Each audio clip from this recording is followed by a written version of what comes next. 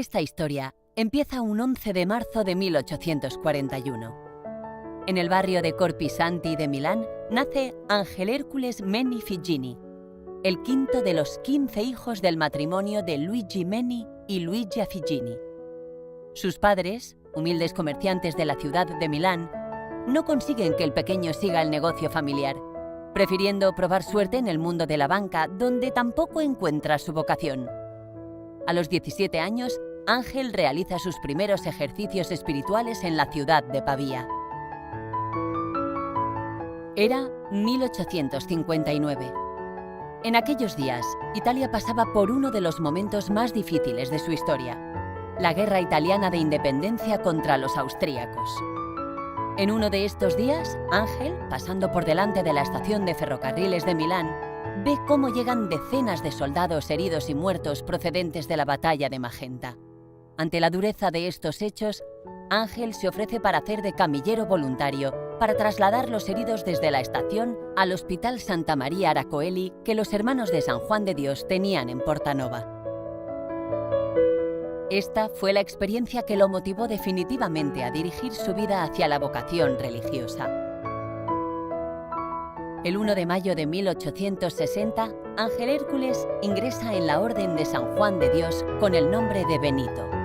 A partir de este momento, inicia sus estudios eclesiásticos y de enfermería hasta el 14 de octubre de 1866, cuando es ordenado sacerdote en la iglesia de San Juan en la isla Tiberina de Roma. Durante toda esta etapa del joven Benito, tanto en España como Italia, se viven años de numerosas turbulencias y conflictos militares y civiles.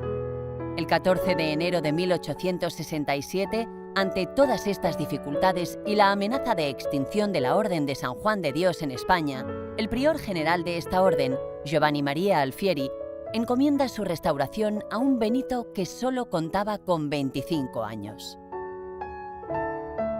La Orden Hospitalaria de San Juan de Dios, fundada por este santo en Granada en 1537, había desarrollado durante 3 siglos una actividad sin precedentes en el ámbito de la asistencia material y espiritual a los enfermos, tanto en España como en Portugal, así como en América, Asia y otras naciones europeas. El desarrollo de esta orden había supuesto la creación de numerosas fundaciones en diferentes ciudades de todo el mundo. Aún así, a principios del siglo XIX, la orden sufrió las consecuencias de las convulsiones políticas, sociales y militares del momento, siendo víctima de las supresiones religiosas en 1809. Hubo diferentes intentos de restauración, pero fueron insuficientes porque las nuevas medidas adoptadas en España entre 1820 y 1823 volvieron a perjudicar sensiblemente las estructuras religiosas y sanitarias de los hospitalarios. Pero fue entre 1833 y 1840 cuando los hermanos de San Juan de Dios, tan arraigados en este país, reciben un fuerte golpe que supone prácticamente su desaparición. Este hecho coincide con la infancia del que 25 años después se convertirá en el restaurador de esta misma orden, el padre Meni. El 4 de abril de 1867, Benito viaja hacia España para entrevistarse en la ciudad de Girona con el obispo Constantí Bonet, llegando el 6 de abril a la ciudad de Barcelona, donde acaba estableciendo su residencia en el Hospital de la Santa Creu.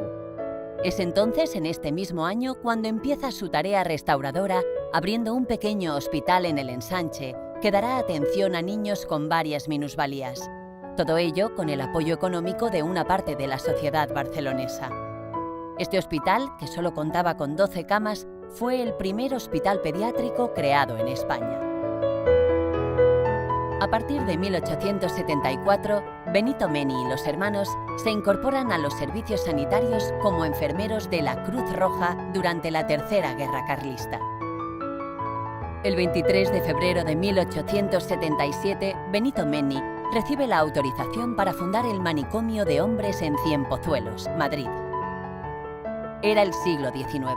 La psiquiatría en España se encontraba en una situación muy precaria por la carencia de recursos sanitarios, económicos y terapéuticos. Por otro lado, las nuevas corrientes en el ámbito de la psiquiatría, que se habían desarrollado en Francia, habían generado cierta desconfianza en el ámbito español.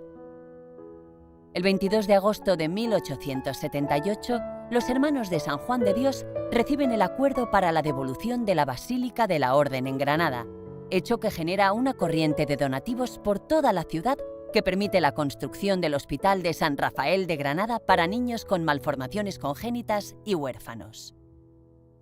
En 1884 se configura canónicamente la provincia española de la Orden de San Juan de Dios, hasta que en 1894, con la compra de una finca y la posterior fundación en Telal, Portugal, queda definitivamente restaurada la Orden en España y Portugal. En 1878, en uno de los viajes del padre Meni a Granada, coincide en la iglesia de San Juan de Dios con las que serán las fundadoras de la congregación, María Josefa Recio y María Angustias Jiménez.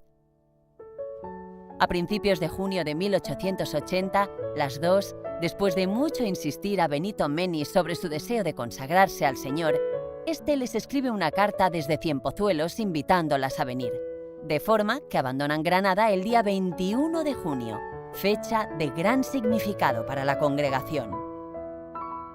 Durante un año, son acogidas en una casa en Cienpozuelos, hasta que posteriormente se trasladan a la casa de la calle Jardines que el padre Meni había comprado, lugar donde se dan los inicios de la congregación de las Hermanas Hospitalarias del Sagrado Corazón de Jesús. Aquí fueron llegando más mujeres jóvenes, constituyéndose el primer grupo de 10 hermanas que inician su noviciado el 31 de mayo de 1881, fecha considerada como la fundación de la congregación, que inicialmente se denomina Hijas de Nuestra Señora del Sagrado Corazón de Jesús. Después de un año de noviciado, el 4 de junio de 1882, Sor María Josefa Recio es nombrada superiora de la comunidad. Solo un año después, el 30 de octubre de 1883, Sor María Josefa, con 37 años de edad, muere víctima de las agresiones de una de las pacientes que estaba ingresada en la primera casa de la congregación. Desde sus orígenes, la congregación se distingue por su tarea humanizadora en la asistencia psiquiátrica de la época. La filosofía de la institución se fundamentaba en 3 aspectos: servir a los enfermos y humanizar la atención, privilegiar y discriminar positivamente a las personas menos favorecidas y marginadas, y adaptar las prácticas asistenciales a los diferentes contextos geográficos y culturales. El 16 de julio de 1884, las Hermanas Hospitalarias reciben en Cienpozuelos a las primeras enfermas mentales enviadas desde la Diputación Provincial de Madrid. Los comienzos son especialmente difíciles. La falta de recursos económicos y asistenciales solo es compensada con la entrega de las hermanas y las ayudas de colaboradores, benefactores y voluntarios. En 1895, el padre Meni se hace cargo del Centro Psiquiátrico de Sant Boi de Llobregat de Barcelona, fundado por el doctor Antoni Pujadas. En aquel momento, el padre Meni separa el centro en 2, uno para hombres y otro para mujeres, estableciéndose por separado las comunidades de los hermanos y la de las hermanas. En 1907, la congregación ya estaba presente en España, Portugal, Francia, Hungría e Italia, con un total de 400 hermanas. Actualmente, Hermanas Hospitalarias gestiona más de 370 centros y dispositivos repartidos por África, Asia, América Latina y Europa. Están presentes en 25 países con más de 17.300 plazas sanitarias y sociales y cerca de 2 millones de beneficiarios. Este trabajo se realiza gracias al esfuerzo humano y profesional de más de 1.000 hermanas, 11.100 trabajadores y numerosos voluntarios. Esta progresiva expansión, y más en concreto la gran presencia y el intenso trabajo que las hermanas desarrollaban en España, hizo captar la atención del arzobispo Sos Yapaquiem, de la diócesis de Trivandrum, el cual, admirado por la misión de la congregación, invitó a las primeras hermanas a visitar la India en la década de los 80. La superiora general de entonces, María Dolores Aldaba, responde a la demanda contando con la ayuda y los recursos de la antigua provincia canónica de Palencia. Las hermanas llegan a la India de forma muy precaria, con muchas dificultades tan elementales como el idioma, el desconocimiento del entorno y la propia cultura local. Con una población estimada de 1.130 millones de personas, la India es el segundo país más poblado del mundo, después de la República Popular de la China. Alrededor del 70% de los indios residen en áreas rurales, a pesar de que en décadas recientes la inmigración a las ciudades más grandes ha producido un crecimiento notable en la población urbana. La tasa de alfabetización es del 64,8%, teniendo la más elevada en la ciudad de Kerala, lugar donde las hermanas establecen dos de sus centros. Kerala está ubicada en el extremo sur del país, siendo el tercer estado más poblado de la India y el primero en índice de desarrollo humano. Tiene una población de 32 millones de habitantes y se extiende en una superficie de aproximadamente 39.000 kilómetros cuadrados. En su capital, Trivandrum, se establecen dos de los tres centros de las hermanas en la India. Trivandrum, definida por Gandhi como la ciudad siempre verde de la India, se caracteriza por su terreno ondulado de bajas colinas y por sus callejones comerciales siempre activos, siendo la ciudad más grande y más poblada de Kerala. En Kerala llueve de 120 a 140 días al año. Tiene un clima tropical, húmedo y marítimo, caracterizado por las fuertes lluvias estacionales, los monzones, y con unas temperaturas muy altas, alrededor de los 30 a 40 grados. Dentro del gran mosaico de dialectos que se hablan en la India, en esta región, el malayalam es el idioma predominante, contando con otras lenguas como el tulu, el tamil, el sadri o el oria. Se dice que Kerala es una de las zonas con más diversidad cultural y religiosa del mundo. Si bien es cierto que gran parte de la población es hindú, el cristianismo también está muy arraigado, hecho corroborado por el gran número de iglesias locales y la presencia de símbolos cristianos en muchos actos y celebraciones litúrgicas. Otras dos religiones muy presentes son el budismo y el islam. La mitad de la población de Kerala trabaja en el sector servicios como el turismo, la administración, las finanzas, el transporte y las comunicaciones, mientras que la otra depende exclusivamente de la agricultura. El cultivo predominante es el arroz, cultivándose cerca de 600 variedades de este cereal, aunque también se cultiva coco, té, café y especias como la pimienta, la vainilla, la canela o la nuez moscada. A nivel social, a pesar de que teóricamente el sistema de castas está abolido, todavía está fuertemente arraigado y vigente dentro de la sociedad. Normalmente los miembros de la misma casta son del mismo rango, ocupación o posición económica y típicamente tienen costumbres que los distinguen de otros grupos.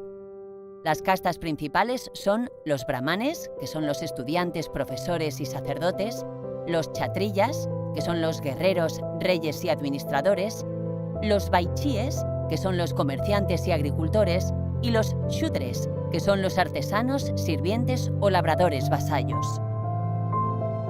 Más antiguamente, los intocables, también llamados parias o antiajas, estaban en el fondo de la escala social, fuera incluso del sistema de castas, y realizaban los trabajos que nadie deseaba, como por ejemplo la eliminación de cadáveres o la ejecución de criminales, viviendo en sus propios guetos en las periferias de las ciudades o pueblos.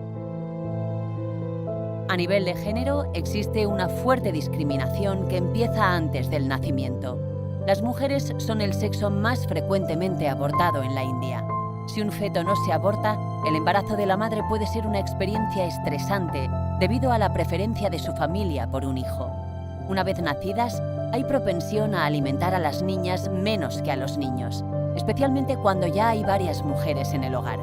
A medida que las mujeres maduran y hasta la edad adulta, existen continuas barreras que les impiden lograr niveles equitativos de salud.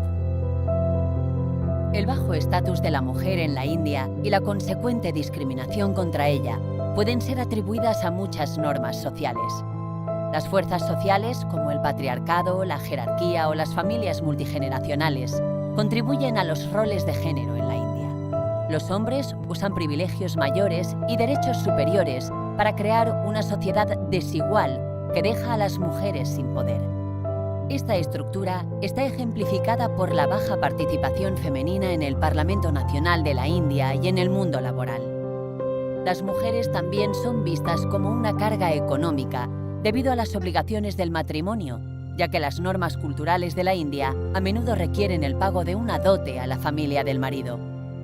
Las mujeres son a menudo percibidas como incapaces de cuidar de los padres en la vejez, lo que crea una mayor preferencia por tener descendientes varones. Todos estos factores influyen en la prevalencia de trastornos de la salud mental entre las mujeres de la India, que incluyen la edad avanzada, los bajos niveles educativos, tener muchos hijos en el hogar, la carencia de ocupación remunerada y el consumo excesivo de alcohol. Las mujeres indias, que culturalmente se enfrentan a mayores niveles de pobreza y desventaja social que los hombres, muestran una tasa de depresión más alta que el sexo contrario. El género juega un papel importante en la depresión posparto entre las mujeres indias. Las madres son a menudo culpadas por el nacimiento de una niña. Además, las mujeres que ya tienen un niño a menudo tienen presiones adicionales para tener hijos que se añaden a su nivel de estrés general. En lo referente a la esquizofrenia, las mujeres tienen un índice más bajo que los hombres. A pesar de esto, las mujeres y los hombres difieren en los estigmas asociados a los que se tienen que enfrentar. Los hombres tienden a sufrir por el funcionamiento laboral, mientras que las mujeres sufren por su funcionamiento matrimonial. Muchas veces se aparta a los hijos de la madre enferma, lo cual puede aumentar aún más el sufrimiento de la madre. Con todo esto, las mujeres indias tienen tasas de suicidio más altas que las mujeres de la mayoría de los países desarrollados y mucho más altas en comparación con los hombres. Los motivos más frecuentes desencadenantes del suicidio están directamente relacionados con la depresión, la ansiedad, la desventaja de género y la angustia relacionada con la violencia doméstica. La violencia doméstica, física, psicológica y sexual es un problema importante en la India. La prevalencia de la violencia doméstica en la India está asociada a las normas culturales del patriarcado, la jerarquía y las familias multigeneracionales. La dominación patriarcal se produce cuando los hombres utilizan derechos, privilegios y un poder superior para crear un orden social que da a las mujeres y a los hombres papeles de género diferentes. Los hombres utilizan la violencia doméstica como forma de controlar el comportamiento de las mujeres. A todo esto se añade una carencia de denuncias por parte de las mujeres que sufren violencia doméstica para proteger el honor de la familia. Las mujeres trabajadoras en la India pueden alterar el sistema de poder patriarcal de las familias. Los hombres pueden sentirse amenazados por el potencial de ingreso y la independencia de las mujeres y reaccionar violentamente para cambiar la estructura del poder de género a su favor. Uno de los factores más importantes asociados a la violencia doméstica contra las mujeres es la prevalencia de consumo de alcohol por parte de los hombres en los hogares. La violencia doméstica es un hecho tan extendido en la India que una estadística reciente apunta que se da en un 37% de las familias, habitualmente con la mujer como víctima. El dato más sorprendente es que un 56% de las mujeres indias la aprueban porque la perciben como integrada en el sistema. Con toda esta realidad en la sociedad de la India, la congregación inicia un camino con duras dificultades para desarrollar su misión, siendo lo más complicado el continuo devenir de hermanas por los problemas con los visados o por las dificultades de adaptación. En el año 2000, Hermanas Hospitalarias inician la atención a mujeres con enfermedad mental en un centro que denominan Many Family Home, una pequeña casa donde conviven las hermanas, las pacientes y algunas mujeres muy jóvenes que empiezan el camino hacia una futura vocación religiosa. De aquella casa inicial se fueron aprovechando todos los espacios existentes como terrazas y patios exteriores, muchas veces acomodándolos y preservando la intimidad con medios muy caseros, dando cabida a todas las personas que iban llegando al centro. Así, se vio la necesidad de ampliar el centro por el aumento de la demanda, construyendo uno nuevo en las afueras de la ciudad, más concretamente en Kazakutom, una zona rural de pescadores. Este nuevo centro, el Benedict Meni Psychosocial Rehabilitation Center, inaugurado en 2017 con una capacidad de 64 plazas, ha servido para poder reubicar de una forma mucho más adecuada toda la actividad asistencial y de formación de las jóvenes que de forma tan precaria se había realizado en la casa originaria. Se prevé que en un futuro puedan haber muchas más jóvenes que vengan al centro si se trabaja en la pastoral vocacional juvenil, a pesar del delicado momento que vive el país por la continua persecución religiosa. Este será un punto muy importante en el que trabajar, dadas las duras dificultades en la obtención del visado para las hermanas que vienen de otros países.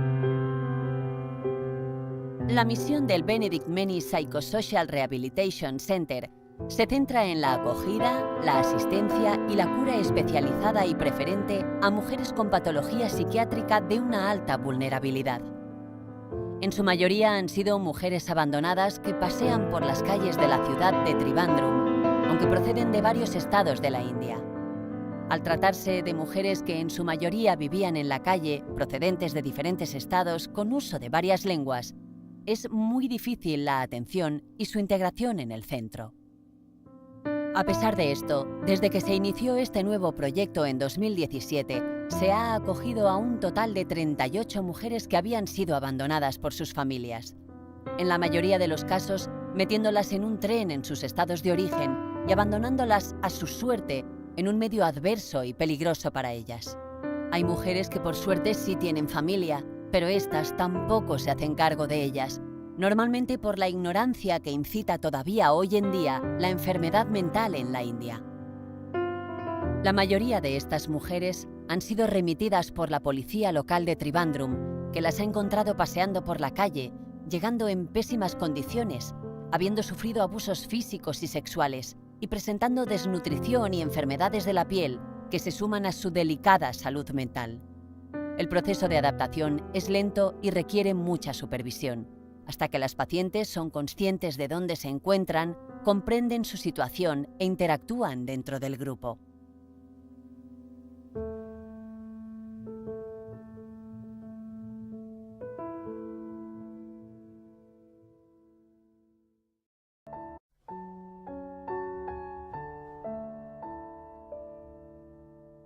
Para facilitar este proceso, el centro está equipado para que las usuarias se sientan en un ambiente acogedor y familiar, sin barreras, y abierto para que puedan acceder libremente a todos los servicios y lugares de los cuales se dispone. A pesar de todo esto, existe una gran dificultad para el seguimiento y tratamiento de estas pacientes, dado que en la India el campo de la psiquiatría no está todavía bastante desarrollado, con múltiples carencias, como es por ejemplo el acceso a la atención. Solo se dispone de 3 psiquiatras por cada 1.000.000 de habitantes, y es precisamente en los entornos rurales donde la cantidad de personas sin asistencia es más alta, ya que la dedicación de los profesionales se concentra justamente en las ciudades. Todas estas deficiencias y las dificultades de aquella realidad son parte del sentido de la misión de Hermanas Hospitalarias, donde toda la obra ha sido caracterizada por la solidaridad, la justicia, la respuesta dinámica a las necesidades de las personas, así como el rechazo a cualquier tipo de discriminación hacia las personas más desfavorecidas. Actualmente, a pesar de que el centro de Kazakutom cuenta con una comunidad religiosa de 3 hermanas procedentes de España, 10 hermanas nativas en proceso de formación y más de 20 candidatas, las hermanas indias más jóvenes necesitan seguir formándose a todos los niveles, por lo que tienen que viajar fuera de Trivandrum para consolidar esta formación hospitalaria, técnica y teológica.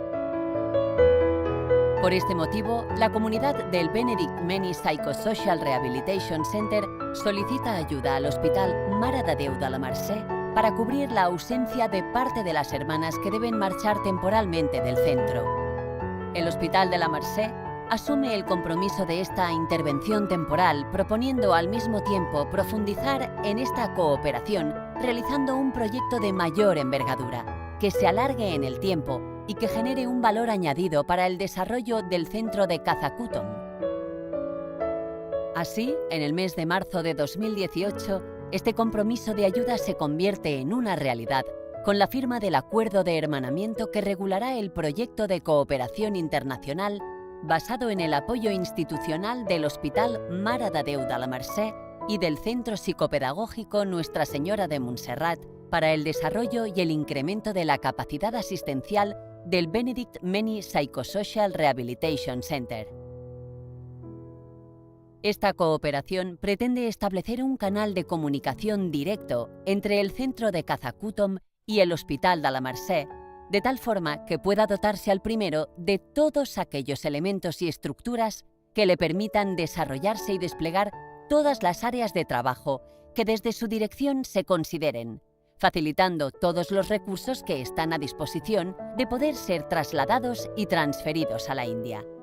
Para poder completar este proyecto, también forma parte de este hermanamiento el Centro Psicopedagógico Nuestra Señora de Montserrat de Caldes de Malavella, en la medida que esta institución pueda participar dada su menor capacidad de generación de recursos, pero aportando un valor muy importante dada la especialidad en discapacidad intelectual con trastorno conductual que este centro posee. Por otra parte, este proyecto servirá para evidenciar los rasgos identitarios de la congregación, consiguiendo que mediante los mismos se fomente la identificación de los profesionales con estos valores y el sentido de pertenencia a la organización. Los objetivos principales de este proyecto son colaborar en las actividades básicas de la vida diaria de las usuarias, así como con todas aquellas tareas que supongan un elemento de apoyo y sostenibilidad del centro. Diseñar e implantar un plan terapéutico rehabilitador no farmacológico basado en la realización de terapias y tareas ocupacionales de reinserción comunitaria. Generar una vía formal de soporte permanente entre los centros de España y la India, de tal forma que se pueda disponer de un canal de comunicación permanente en el tiempo para aprovechar todos aquellos recursos, conocimientos y experiencias que puedan ser exportados a aquella realidad. Sensibilizar, motivar y transmitir a todos los profesionales y resto de la comunidad del Hospital Mare de Déu de la Mercè y del Centro Psicopedagógico Nuestra Señora de Montserrat sobre los valores y carisma de nuestra institución, al hacer presente la misión de la obra de las hermanas en realidades tan diferentes como es la India.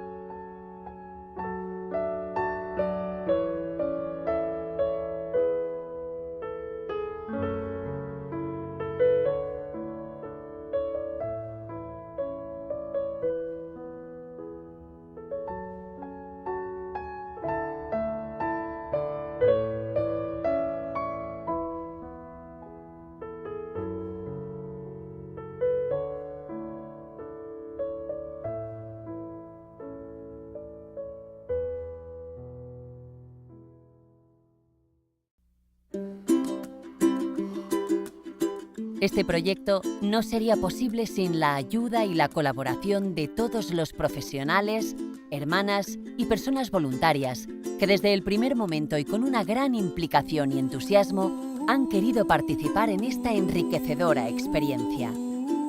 El alma de este proyecto han sido sin duda todo este equipo de personas que de forma coordinada han conseguido hacer posible este hermanamiento, aportando un valor técnico y profesional en cada uno de los espacios de reflexión y plasmación del proyecto con una gran calidad y calidez humana.